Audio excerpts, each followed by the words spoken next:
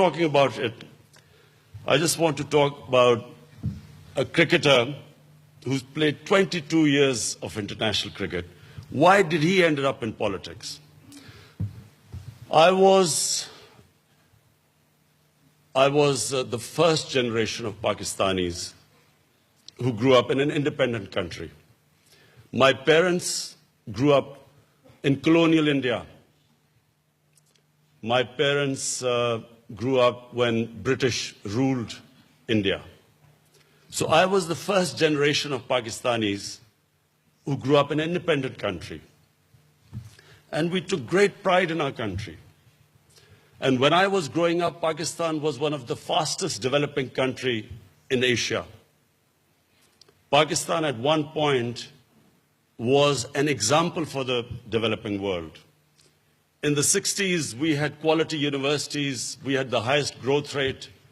Our first five-year plan was emulated by South Korea, by Malaysia. Countries looked upon Pakistan as a model in the developing world. But unfortunately, as happens in the lifespan of countries, you go in cycles. Countries are ups and downs. So unfortunately, we lost our way. And what affected Pakistan, stopped Pakistan from achieving its potential, was one thing: corruption. Corruption of the ruling elite. The reason why countries are poor are not because they lack resources. Reason why countries are poor, because the corruption of the ruling elite destroys state institutions. And secondly, the money that should be spent on developing human resources gets diverted and goes into mega projects with mega commissions, with mega kickbacks. And the worst part of corruption is money laundering. Money that leaves the country. In my opinion, one of the biggest problems the world faces today is money laundering. Money laundering means money leaves poor countries and goes into rich countries. Money laundering means that despite all the aid given by rich countries to the poor countries, there is almost $1 trillion every year that leaves the developing world into developed world. And when money leaves the poor countries, it deprives that country of resources. It deprives the country of foreign exchange. They end up taking foreign loans. And who pays for the foreign loans are the people of the country through inflation, through higher prices. That's how they pay for the loans. So the poor get poorer and the rich get richer in poor countries, and the rich countries get richer and the poor countries get poorer. So Pakistan, unfortunately, after the mid-80s, started suffering from corruption. And our corruption quantumly grew. In mid-80s, I was playing cricket. I left cricket in 1992. And after that, I decided that I should come into politics to fight corruption. That's when I formed my party in 1996. The main plank of my party was to combat corruption. For 15 years, I struggled. I had a very small party. No one took my party seriously. And the only reason I succeeded was because I learned a very important lesson from sports. You only lose when you give up. And a champion is a champion who learns from his mistakes, who analyzes his mistakes and corrects them. So these two things made me last for 15 years when my party was very small. And then 7 years ago, suddenly people began to realize what I was talking about, corruption. Until then, no one took corruption as an issue. And then from 2011, exactly 7 years ago when I came to China as the head of my party, from then onwards, my party started growing. And today, it is, I thank the Almighty, it is the biggest party in Pakistan, and we are in government now. Now, ever since we have been in power, which is 2 months, our main concern is to strengthen state institutions. The stronger the state institutions, the less the corruption. And second is poverty alleviation. You cannot have a society where there are only a small number of rich people and a sea of poor people. You cannot have a society with so much inequality and expect that you will progress. Now, this is where we admire China so much. My admiration for China is for one reason mainly. No country in human history has ever taken 700 million people out of poverty in 30 years, as China has done. This is, in my opinion, the greatest achievement a nation can achieve. 700 million people out of poverty. The steps taken to do that is what my party, my government is very interested in. What we hope to learn from China and with close contact with the government, with the Communist Party of China, this is what we hope to learn. All the steps taken to achieve a feat that no nation in human history has ever achieved. Secondly, corruption. Corruption is a problem because you can catch the common criminals, but catching the white-collar criminal is difficult because the white-collar criminal has resources. He can hire expensive lawyers, and the state struggles to deal with the white-collar criminal. So these are the two main things which we want to learn from the Chinese experience, but also cooperation in so many areas.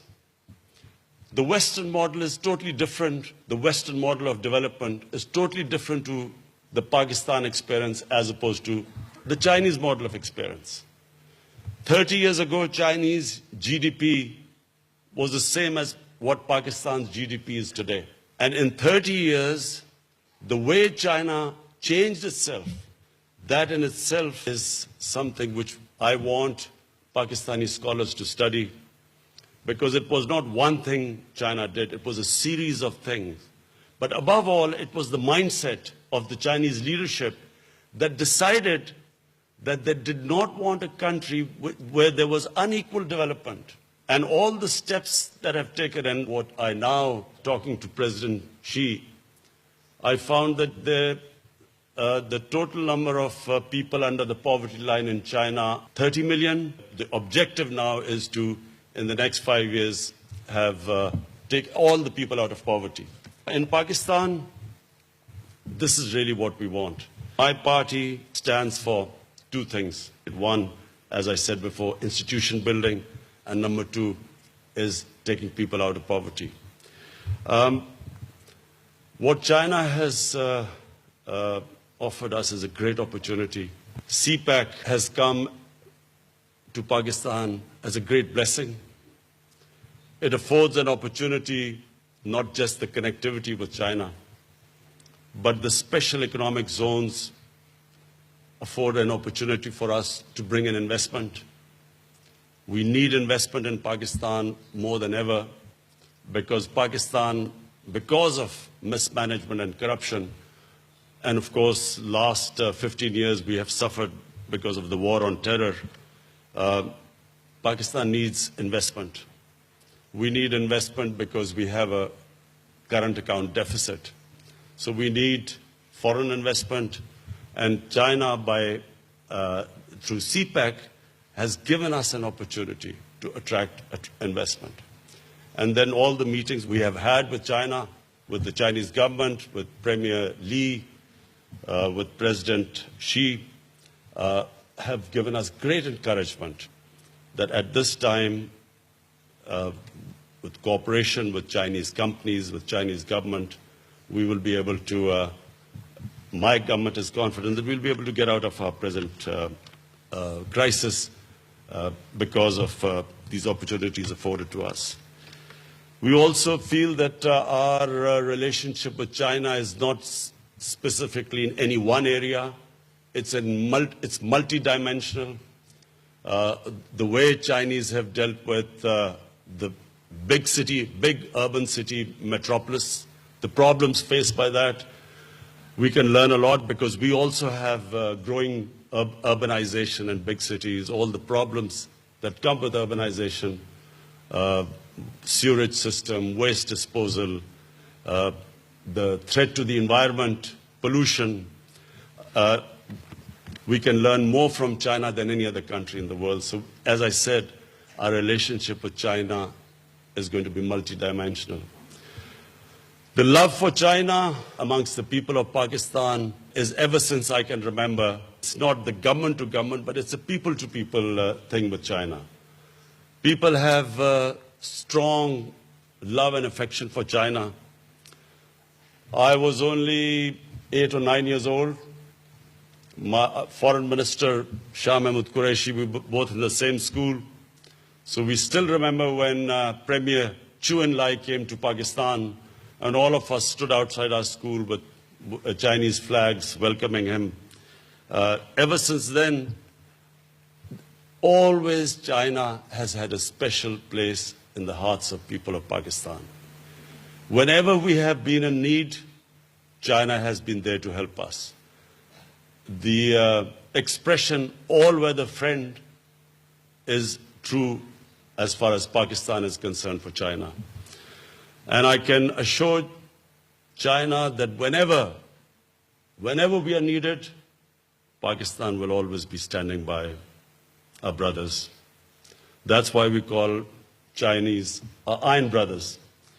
Finally, I would like to say that my delegation, and I have been given such great welcome in China, the love and affection we have seen. I just want to say thank you.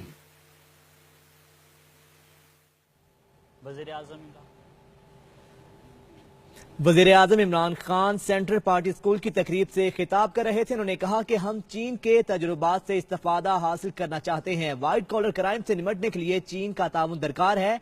चीन ने 20 करोड़ लोगों को गुर्बत से निकाला है और पाकिस्तान में भी चीन की मदद से हम गुर्बत का खात्मा करेंगे। चीन ने हर मुश्किल वक्त में पाकिस्तान का साथ दिया है। वज़ीर-ए-आज़म Imran Khan central party school की तकरीब से खिताब कर रहे थे। और इसके साथ ही बुलेटिन अपने इख्तिताम